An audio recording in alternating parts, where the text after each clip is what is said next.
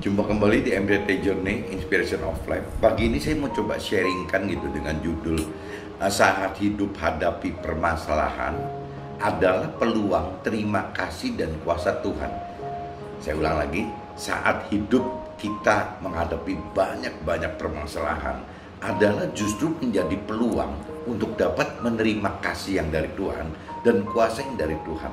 Nah, ini saya coba dapat impresi teman-teman dari kitab Kisah Para Rasul, kitab Kisah Para Rasul pasalnya 4 pasal 4 ayatnya 29 teman-teman sampai 31. Coba saya bacakan ya. Dan sekarang ya Tuhan, lihatlah bagaimana mereka mengancam kami, dan berikanlah kepada hamba-hambamu keberanian untuk memberitakan firman Tuhan. Nah, ini dinyatakan di ayat 29 aja teman-teman. Ternyata untuk memberitakan firman Tuhan, kebenaran firman Tuhan itu butuh keberanian teman-teman. Jadi tidak semudah itu. Bahkan bukan cuma memberitakan. Kalau memberitakan berarti kan kita sudah menjadi produsen gitu, produsen firman kepada sesama kita gitu. Bahkan kalau yang saya rasakan, jangankan menjadi produsen memberitakan firman kepada sesama, kita sebagai konsumen firman gitu. Berarti kan kita melakukan firman pun butuh keberanian teman-teman. Tidak mudah ternyata melakukan firman Tuhan untuk diri kita sendiri juga tidak mudah, apalagi memberitakan firman Tuhan untuk sesama kita itu. Ini nggak mudah teman-teman. Ulurkanlah tanganmu, tangan Tuhan itu, ulurkanlah tangan Tuhan untuk menyembuhkan orang, dan adakanlah tanda-tanda dan mujizat-mujizat oleh nama Yesus hambamu yang kudus gitu. Jadi di sini seolah-olah kita mesti minta gitu. Coba Tuhan ulurkan tangannya Tuhan gitu untuk menyembuhkan orang, dan adakan tanda-tanda dan mujizat-mujizat oleh nama Yesus hambamu yang kudus itu gitu. Dan ketika mereka sedang berdoa, goyanglah tempat mereka berkumpul itu, dan mereka semua penuh dengan Roh Kudus. Lalu mereka memberitakan firman Allah dengan berani. Nah, ini disimpulkan teman-teman. Jadi waktu hati kita berniat untuk melakukan firman Tuhan, dan terlebih lagi berniat untuk memberikan firman Tuhan, kalau kita mengandalkan diri kita sendiri teman, tidak mungkin akan berani gitu. Nah, justru caranya ya kita harus minta, berdoa kepada Tuhan untuk dapatkan Roh Tuhan, Roh Kudus di firman ini kan. Kalau bicara di universal kan itu kan Roh Tuhan teman-teman. Dan bahkan kalau di teman-teman Muslim saya gitu ya, Roh Kudus itu ya nur gitu. Jadi bagaimana kita minta kepada Tuhan Roh Tuhan di dalam kita, sehingga kita berani gitu, berani untuk memberitakan firman Tuhan. Tapi ya itu balik lagi, sebelum kita memberitakan firman Tuhan terhadap sesama kita, itu kan berarti kategorinya sudah menjadi produsen. Kita ini memproduksi firman untuk sesama kita gitu.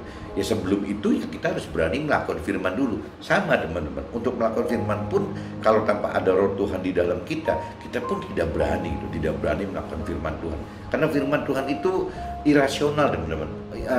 Firman Tuhan itu mengandung kuasa-kuasa yang dari Tuhan, yang supranatural gitu. Jadi kalau dikonversikan kepada kita dengan kekuatan keberadaan kita sebagai manusia, ya kita ini manusia yang yang rasional dan yang natural gitu. Kuasanya natural, kekuatannya natural, sehingga susah sekali untuk diterima. Kalaupun kita berani nerima, apakah pertanyaannya pasangan kita berani gitu untuk terima itu? Apakah anak-anak kita berani gitu untuk mendukung itu? Apakah keluarga kecil kita berani? Apakah keluarga besar kita berani? Ini banyak sekali teman-teman, permasalahannya akan banyak sekali ya. Yang terutama itu ya di diri kita sendiri, berani nggak melakukan firman, dan paling yang benar-benar di pinggir, nggak bisa ditiadakan gitu, atau diajukan atau dicuekkan kan, berarti pasangan kita teman-teman. Yang suami berarti akan menghadapi istri, yang istri akan menghadapi suami. Ini yang nggak bisa kita pisahkan gitu. Nah, cuman yang jelas firman di Kisah Para Rasul pasal 4 ayat 29-31 itu ya memang di sini dinyatakan bahwa untuk memberitakan firman Tuhan itu butuh keberanian teman-teman. Jadi tidak semudah itu gitu. Jadi ya ini dikatakan seperti itu ya. Jadi nih di ayat 29 kan nyata sekali itu teman-teman. Jadi, dan sekarang ya Tuhan, lihatlah bagaimana mereka mengancam kami, dan berikanlah kepada hamba-hambamu, hamba-hamba Tuhan, keberanian untuk memberitakan firman Tuhan gitu. Nah ini, cuman kalau apa, kita kan mentanya, kalau zaman itu kan mentanya seolah-olah bagaimana kita punya talenta lebih ya teman-teman. Jadi bagaimana bisa menyembuhkan orang, bagaimana membuat tanda-tanda, bagaimana membuat mujizat-mujizat dengan nama Yesus gitu. Nah sehingga kita lebih mudah untuk bisa diterima oleh sesama kita gitu, dibanding kalau tidak kita cuma bicara teori rohani gitu. Kalau kita mau bicarakan firman secara teori rohani, biasanya teman-teman agak sulit teman-teman untuk bisa diterima sama kawan sesama kita, terutama yang masih muda ya, rohaninya masih muda, bukan umurnya teman-teman, tapi usia rohaninya masih muda sekali, sehingga usia yang muda ini dibutuhkan yaitu yang tadi mujizat kesembuhan, mujizat akan nubuatan gitu ya, itu diperlukan sekali teman-teman. Lain bicara kalau kita masuk ke dalam area yang sudah tua rohani gitu, jadi maksudnya udah dewasa rohani, itu mungkin tanpa mujizat pun orang udah mengerti akan kebenaran firman Tuhan gitu. Nah ini waktu itu murid-muridnya Yesus gitu minta, yaitu karena dia melayani untuk yang muda-muda rohani, yang masih kanak-kanak rohani, sehingga butuh mujizat-mujizat, baik kesembuhan, baik nubuat dan lain-lain gitu. Ini dia minta itu. Nah bukan tidak dikasih teman-teman, apabila kita benar-benar sudah ada di dalam roh kita itu sudah ada Roh Kudus, ada Roh Tuhan di dalam kita, ada nur di dalam kita, sehingga kita bisa, Tuhan bisa bekerja melalui kita gitu. Nah untuk membuat mujizat-mujizat apabila Tuhan anggap memang diperlukan gitu. Itu di Kisah Para Rasul seperti itu. Saya cuma camkan di sini bahwa memberitakan firman Tuhan itu adalah butuh keberanian. Bahkan yang saya rasakan bukan cuma memberitakan, melakukan firman Tuhan bagi kita sendiri aja juga butuh keberanian kok, tidak mudah gitu. Dan halangannya nomor satu pasti ketemunya pasangan kita teman-teman. Karena kalau yang di luar pasangan kita masih bisa diacuhkan gitu. Tapi kalau udah bicara kebentur dengan pasangan kita tidak bisa diacuhkan. Nah ini justru jadi satu tantangan untuk kita. Berani nggak kita untuk tetap memilih Tuhan dibanding pasangan kita gitu. Nah ini yang mesti dicamkan gitu. Karena kalau priority di dalam Tuhan ya teman-teman, kan nomor satu kan tetap Tuhan, keduanya keluarga, ketiganya mungkin usaha, pekerjaan kita lah sebagai pengusaha atau sebagai pekerja gitu. Itu kan nomor tiganya. Yang empatnya kan mungkin kalaupun ada ya activity ibadah kita gitu tuh. Nah kalau Tuhan inginkan kan yang bersifat sosialita gitu, yang bersifat sosial kemana-mana, itu kan tidak diperlukan teman-teman. Jadi ya yang sosial itu pinggirin aja gitu. Tuhan pengen seperti itu supaya kita bisa berfokus kepada Tuhan nomor satu, bukan keluarga loh teman-teman. Yang tadi saya katakan justru yang berhalangan itu suami istri itu akan terbentur gitu, karena suami nuntut istrinya nomor satu kan dia, istri juga sama nuntut suaminya nomor satu kan dia. Nah ini di akhirnya Tuhan jadi nomor dua. Tapi kalau diurut dari priority Tuhan dari sisi rohani gitu, nomor satu itu tetap Tuhan. Tidak ada yang bisa mengalahkan Tuhan. Baik pasangan kita juga kalah gitu dengan kepentingan prioritas kepada Tuhan. Kedua baru keluarga teman-teman. Harus masuk keluarga. Ketiga ke dalam pekerjaan kita. Nah keempat mungkin activity keagamaan kita gitu itu. Nah yang nomor 5 dan seterusnya lebih baik diabaikan.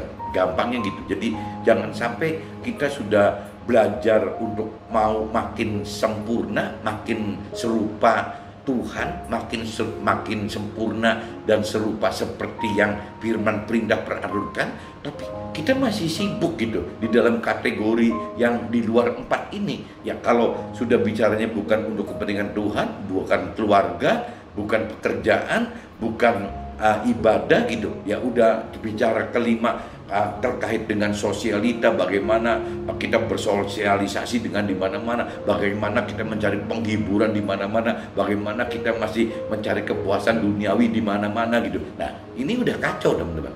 Jadi kita kunci orang yang mau hidup semakin sempurna, semakin serupa, semakin sempurna dan serupa seperti yang firman perintah peraturkan, itu rasanya cukup hidup dalam 4 area ini, teman-teman.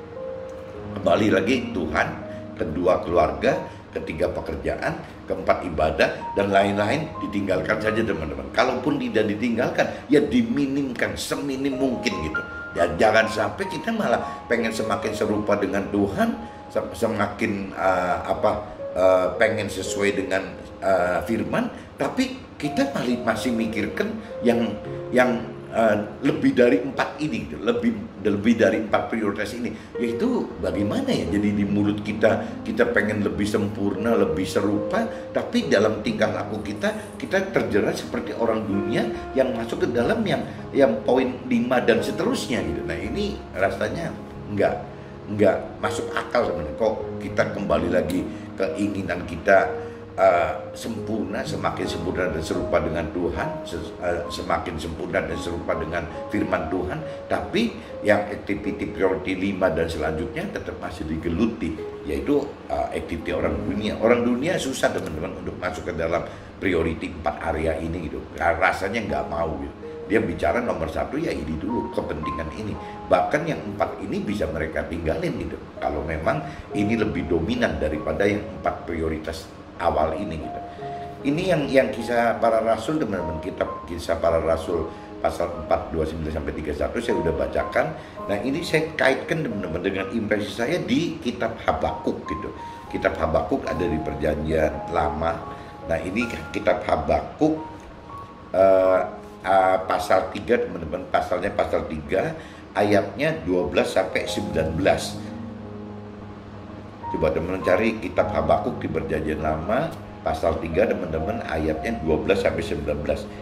Nah, ini saya coba bacakan, teman-teman. Dalam kegeraman, ini saya langsung universalkan aja supaya lebih mudah dicerna gitu. Dalam kegeraman Tuhan melangkah melintasi bumi, dalam murka Tuhan menggasak bangsa-bangsa. Tuhan berjalan maju untuk menyelamatkan umat Tuhan gitu, untuk menyelamatkan orang-orang yang Tuhan urapi. Tuhan meremukkan bagian atas rumah orang-orang fasik, dan Tuhan buka dasarnya sampai batu yang penghabisan. Jadi Tuhan lebih bela orang-orang yang benar, bukan orang-orang yang fasik. Orang yang mau mengenal dan mengerti akan firman Tuhan gitu, Tuhan pasti akan lebih bela. Tuhan menusuk dengan anak panahnya sendiri kepala laskarnya yang mengamuk untuk menyerahkan aku sorak-sorai, seolah-olah mereka menelan orang terlindas secara tersembunyi gitu. Dengan kuda Tuhan menginjak laut, timbunan air yang membuih gitu. Ketika aku mendengarnya, gemetarlah hatiku, mendengar bunyinya menggigillah bibirku, tulang-tulangku seakan-akan kemasukan sengal gitu. Dan aku gemetar di tempat aku berdiri. Namun dengan tenang akan kunantikan hari kesusahan yang akan mendatangi bangsa-bangsa yang bergerombolan menyerang kami gitu. Sekalipun, jadi ini seolah-olah jadi kita udah nggak bisa apa-apa, pasrah, ya kita nunggu Tuhan adain pembalasan aja gitu, intinya gitu. Sekalipun pohon ara tidak berbunga, pohon anggur tidak berbuah, hasil pohon zaitun mengecewakan, sekalipun ladang-ladang tidak menghasilkan bahan makanan, kambing domba terhalau dari kurungan, dan tidak ada lagi lembu sapi dalam kandang. Ini berdasarkan cerita situasi kondisi yang udah krisis banget gitu dalam hidup kita ini, ngalami seperti ini. Permasalahan banyak kali sampai kita jadi dapatkan krisis-krisis kehidupan gitu. Namun aku akan bersorak-sorak di dalam Tuhan, beria-ria dalam Allah yang menyelamatkan aku. Allah Tuhanku itu kekuatanku, yang membuat kakiku seperti kaki rusa, yang membiarkan aku berjejak-jejak di bukit-bukitku. Nah, ini juga salah satu yang saya alami, teman-teman. Jadi tadi seperti di kitab Kisah Para Rasul 4, 29, 31 itu kan disebutkan butuh keberanian gitu untuk melakukan firman. Nah, sama, teman-teman, untuk berani melakukan firman ini, kalau kita tidak mengalami seperti yang di kitab Habakuk 3, 12, 19, dalam arti kata kita tidak pernah mengalami banyak permasalahan, rasanya hidup kita juga susah, teman-teman, untuk berani melakukan, apalagi memberikan firman Tuhan gitu.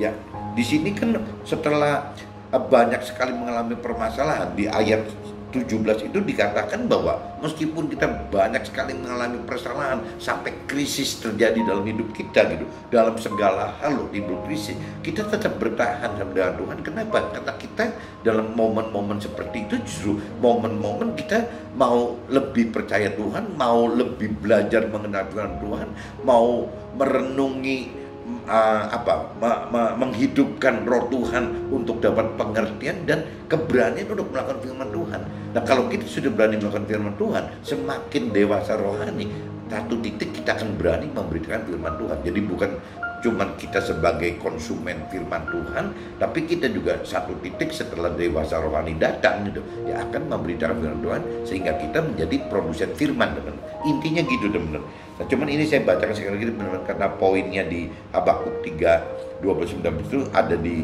ayat 17, 18, 19, teman-teman, bahwa meskipun kita mengalami banyak sekali masalah-masalah, sekalipun pohon ara tidak berbunga, pohon anggur tidak berbuah, hasil pohon zaitun mengecewakan, sekalipun ladang-ladang tidak menghasilkan bahan makanan. Nah, ini kan udah kacau semua nih. Ini urusannya udah nggak keruan nih, hidupnya udah nggak enak banget gitu.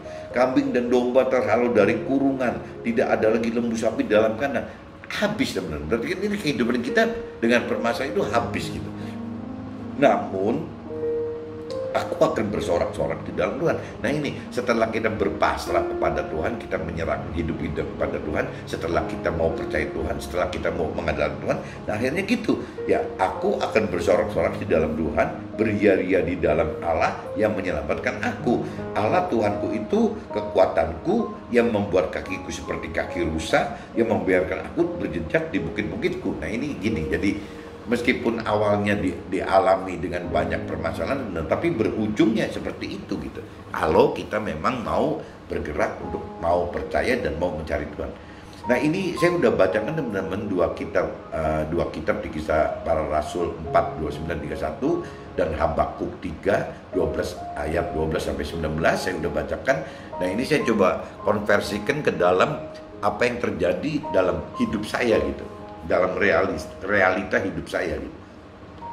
Butuh keberanian untuk melakukan firman, terlebih lagi untuk memberitakan firman tanpa mengalami kejatuhan hidup berupa permasalahan keluarga atau pekerjaan yang sampai alami krisis secara sangat drastis. Rasanya sulit, teman-teman. Rasanya sulit sekali untuk kita berani melakukan firman Tuhan, apalagi memberitakan firman Tuhan gitu. Jadi yang tadi saya katakan sebelumnya gitu, ya memang Tuhan biarkan kondisi kita alami seperti ini supaya kita berserah gitu, berserah mencari Tuhan gitu. Nah, kejatuhan inilah yang akan mengangkat hidup kita dengan perubahan pola hidup yang mengharapkan dan mengandalkan kasih karunia dan kuasa Tuhan, bukan dengan rancangan dan kehendak serta andalkan diri sendiri atau andalkan manusia lain gitu. Nah, ini yang kita Tuhan biarkan permasalahan datang di kita. Bahkan banyak ayat yang mengatakan bahwa bukan membiarkan loh, malah Tuhan mendatangkan mendatangkan permasalahan kepada hidup kita dengan tujuan seperti ini, teman-teman. Gara-gara kita mengalami ini, akhirnya kita udah nggak kuat gitu. Akhirnya kita berbalik, cuman bisa mengandalkan ya kasih karunia Tuhan. Kita cuman bisa mengandalkan kuasa-kuasa dari Tuhan saja gitu. Kita akhirnya meninggalkan apa yang biasa kita pengen hidup dengan rancangan dan kehendak sendiri, kita hidup dengan mengandalkan kekuatan sendiri sampai berdarah-darah, berkeringat darah gitu. Kita sampai mesti ngemis nyembah ke manusia lain untuk mendapatkan support gitu. Itu Tuhan tidak suka. Itu Tuhan pasti akan berantakan semua gitu. Bagi orang yang pilihannya gitu, bagi orang yang mau percaya Tuhan. Orang pilihan berarti kan orang yang mengalami masalah itu dan berbalik mencari Tuhan gitu. Ya berarti itu orang pilihan Tuhan. Tapi kalau orang-orang yang sudah mengalami permasalahan begitu berat tidak mencari Tuhan, itu jelas bukan orang pilihan Tuhan gitu. Mereka tidak mencari Tuhan lagi gitu. Perubahan pola hidup diawali dengan dibiarkan permasalahan terjadi, dan ada saat Tuhan untuk menyelamatkan kita gitu, yang mau percaya dan mau mengenal Tuhan dengan belajar hidup mengenal firman Tuhan yang ada dalam kitab suci itu gitu. Jadi sebenarnya simpel sekali, teman-teman. Jadi dengan didatangkan atau dibiarkannya permasalahan dalam hidup kita, tujuannya cuma satu, bagaimana kita bisa berubah gitu, bagaimana Tuhan mengharapkan kita berubah, pola hidup kita berubah, teman-teman. Pola hidup kita yang tadinya tidak hidup dengan kehendak sendiri, dengan rancangan sendiri gitu, dengan jalan sendiri, dengan pikiran perasaan kita sendiri, dengan kehendak kita sendiri. Nah akhirnya berantakan semua, teman-teman. Nah ini yang Tuhan mau itu kan, bagaimana caranya permasalahan ini dibuat buntu, dibuat bermasalah sampai habis-habisan, sampai akhirnya kita tidak bisa apa-apa, ya terpaksa, awalnya terpaksa, teman-teman, terpaksa mencari Tuhan gitu. Awalnya biasanya gitu. Kayaknya nggak ada orang baik loh kalau nggak ada masalah nyari Tuhan gitu. Umumnya sih pasti bermasalah gitu, bermasalah nyari Tuhan. Nah yang konyol itu kan kalau sudah bermasalah tidak mencari Tuhan. Nah itu yang lebih repot gitu. Jadi yang umum itu harusnya bermasalah ya mencari Tuhan. Nah itu namanya orang-orang pilihan Tuhan gitu. Tapi kalau tanpa masalah terlalu sulit untuk orang mau untuk mencari Tuhan. Kayaknya susah. Apa mungkin ada satu dua orang, saya nggak ngerti gitu. Cuman kayaknya nggak mudah gitu. Kemauan mengenal firman disebabkan tadi dikatakan gitu ya. Jadi ini sebenarnya kalau kita mau mengadakan perubahan pola hidup, kuncinya gampang banget loh. Adanya di kitab suci gitu. Jadi firman Tuhan itu sudah ada kitab suci. Sebelum kita lahir, segenerasi saya berarti 50-60 tahun yang lalu, kitab suci sudah ada kok. Tapi pertanyaannya, apa kita pernah baca gitu? Apa kita pernah belajar, mengenal, mengerti, dan melakukan firman Tuhan seperti yang ada dalam kitab suci? Jangan-jangan kitab suci itu oleh sebagian orang gitu dianggap ya cuman cerita aja gitu, cerita legenda zamannya Tuhan gitu, seolah gitu yang terkait dengan urusan Tuhan, urusan rohani gitu. Hanya cuma sebatas itu. Banyak orang yang tidak mengerti bahwa kitab suci itu ya baik itu bentuknya Alkitab atau bentuknya bagi Muslim Al-Quran atau kitab-kitab lain yang bagi agama lain. Kalau menurut saya kitab suci itu yang dari Tuhan itu pasti mengandung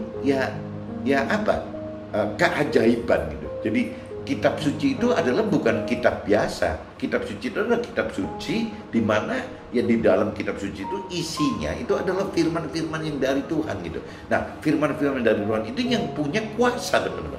Kuasa untuk menjadikan. Dan di dalam kitab suci itu sebenarnya udah nyata, teman-teman. Kalau kita mau mengenal kitab suci dan kita setelah mengenal, kita tahu bahwa ada roh Tuhan yang hidup di dalam kita dan kita minta roh Tuhan hidup di dalam hidup kita gitu. Akhirnya kita dapat mampu mengerti mengerti firman Tuhan gitu. Nah, waktu kita mengerti firman Tuhan, kita baru punya keberanian untuk melakukan firman Tuhan dan mampu melakukan firman. Kenapa? Karena ada roh Tuhan, ada roh Tuhan di dalam kita. Nah, waktu kita hidupkan firman Tuhan dan roh Tuhan, nah di situ akan timbul kitab suci itu berbeda dengan kitab-kitab yang lain buatan manusia gitu. Akan berbeda sekali gitu. Jadi kalimat yang ada di dalam firman Tuhan itu adalah keajaiban semua dong. Apabila digerakkan dengan roh Tuhan loh. Tapi kalau firman Tuhan itu tidak digerakkan oleh roh Tuhan, yaitu cuman seperti tulisan biasa aja ya. Kalau rohani nyebutnya itu logos, katanya cuman cuman bentuk-bentuk huruf saja, bentuk kata-kata atau bentuk kalimat saja gitu. Tapi begitu roh Tuhan masuk ke dalam firman Tuhan itu, ini akan berubah menjadi rema gitu. Nah, rema itu adalah bagaimana firman Tuhan itu menjadi nyata, teman-teman. Jadi hidup gitu. Oleh apa? Ya oleh roh Tuhan. Nah, ini pengertian semacam ini kayaknya nggak banyak teman-teman yang dibukakan. Kenapa nggak dibukakan? Karena kembali lagi mungkin kemauan untuk mencari Tuhan atau percaya kepada Tuhannya nggak bisa maksimal seperti yang Tuhan inginkan. Nah, ini mudah-mudahan dengan sharing-sharing semacam ini kan bukan mentor rohani yang nyaring, yang membagikan sharing gitu. Itu sama-sama saya orang marketplace, saya orang sekuler gitu. Teman-teman yang dengar juga saya harapkan dari pengusaha juga atau mungkin dari orang-orang karir gitu. Sehingga kita ini satu nasib, teman-teman. Kita ini dalam kondisi teman rohani, bukan Anda dapat saya jadi mentor rohani. Ini kita bicara teman rohani. Mudah-mudahan dengan saya sharingkan sebagai teman rohani ya akan lebih mudah untuk dapat diterima gitu, dapat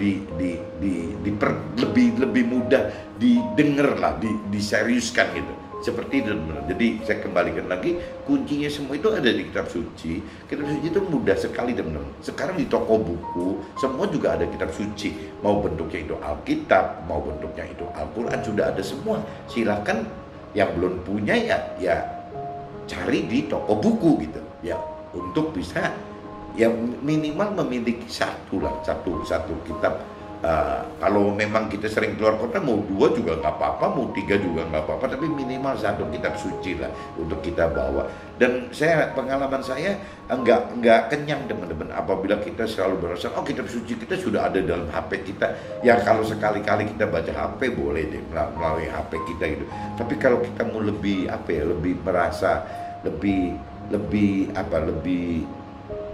intim gitu, intim dengan Tuhan, lebih baik kitab suci yang berbentuk memang kitab, sehingga dalam situ kita bisa beri notes gitu, kita bisa beri tanda, akhirnya menyatu gitu, kita dengan kitab suci kita itu menyatu gitu. Kuncinya gitu teman-teman. Jadi jangan beralasan mencari Tuhan susah gitu. Mencari Tuhan itu mudah sekali, ada di toko buku gampang gitu, tinggal nyari, ambil kitab suci. Ya tinggal urusannya kan yang berkaitan kitab suci yang dibuat oleh Tuhan loh. Jangan kitab suci yang dibuat oleh manusia, ngapain gitu. Kitab suci yang dibuat oleh Tuhan. Nah, itu akan mengandung kuasa Tuhan gitu, kasih karunia Tuhan dan kuasa Tuhan. Kemauan mengenal firman disebabkan karena ketidakadaan solusi dalam hadapi permasalahan. Oleh sebab ini kita dipaksa untuk merenungi firman dan ya kita jadi akhirnya dibikin terpaksa gitu, dibikin terpaksa dan ya melakukan firman. Kita berani untuk keberanian kita untuk melakukan firman itu. Jadi ya tidak bisa kita pungkiri, kita awalnya kadang-kadang bukan karena kita baik sehingga mau mengenal dan mengerti serta melakukan firman Tuhan teman-teman. Kalau menurut saya itu bohong, itu banyak bohongnya. Jadi kita kita mau mengenal firman Tuhan, kita mampu mengerti firman Tuhan, dan kita mampu melakukan firman Tuhan. Awalnya biasanya udah pasti dari keterpaksaan kok, banyaknya gitu. Jadi daripada tidak punya jalan apa-apa gitu, tidak punya alternatif apa-apa waktu menghadapi permasalahan, nah akhirnya kita terpaksa seperti itu. Dan memang Tuhan memang sengaja bikin begitu gitu. Bagaimana supaya tidak ada jalan lain?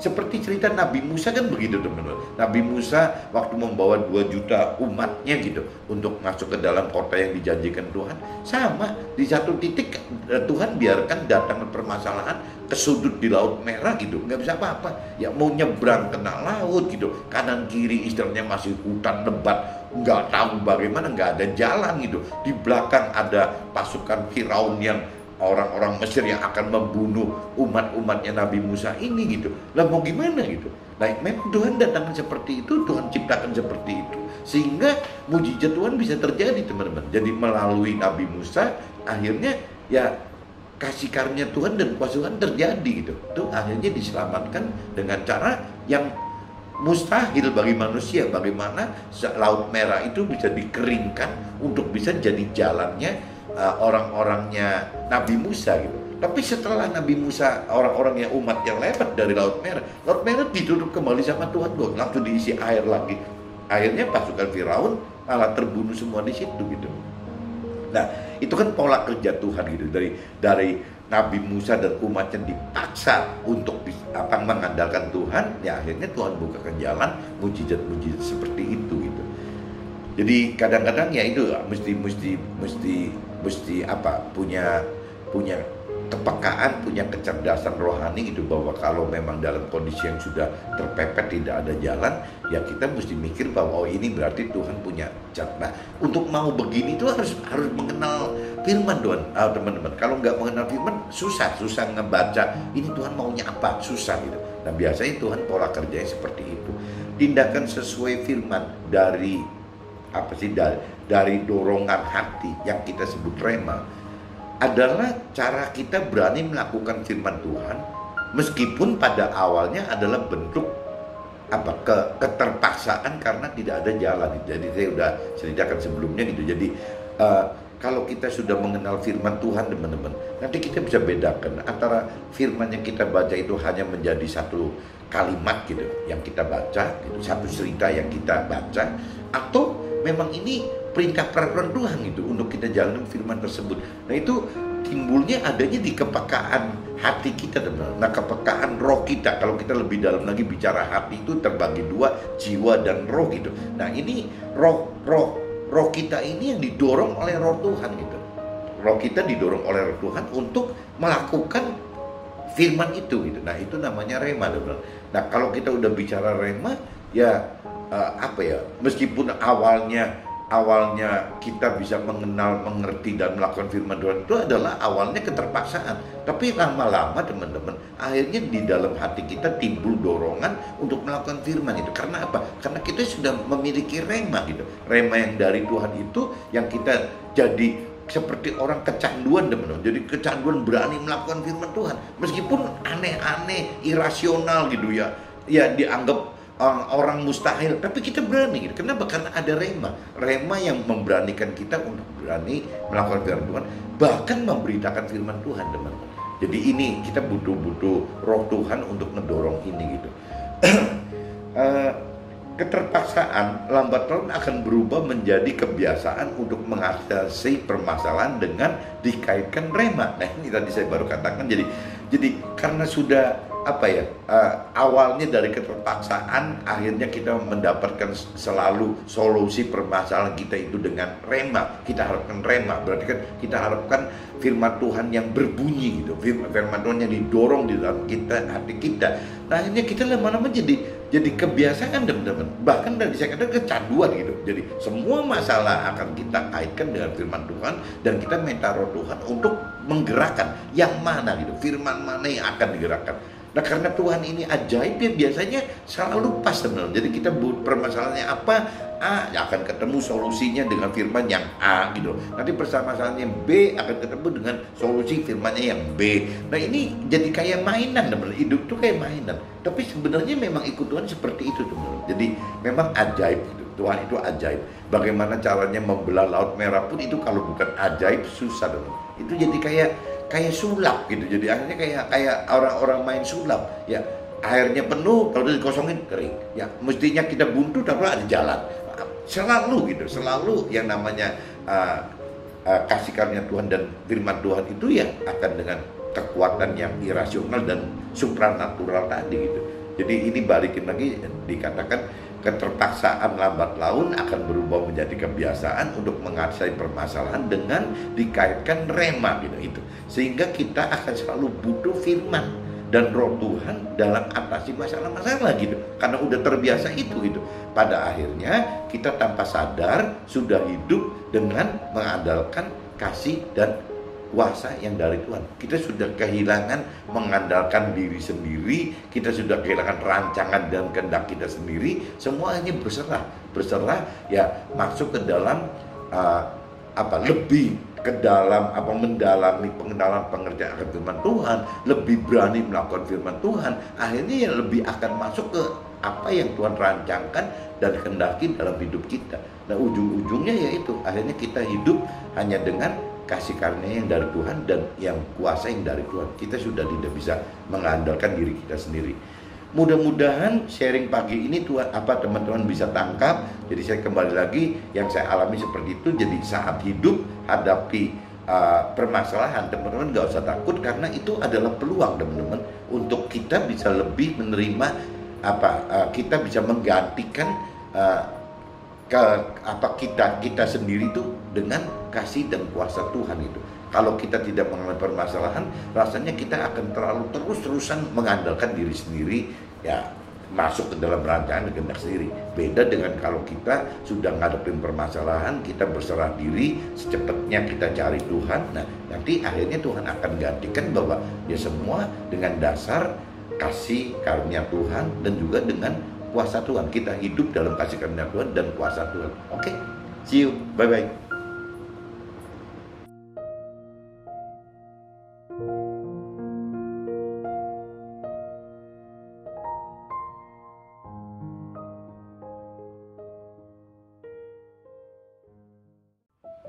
One minute to better life. Semakin dekat penggenapan akan janji-janji Tuhan, semakin besar ujian dan cobaan yang berupa roh-roh jahat di udara datang dan menghalangi kita. Oke?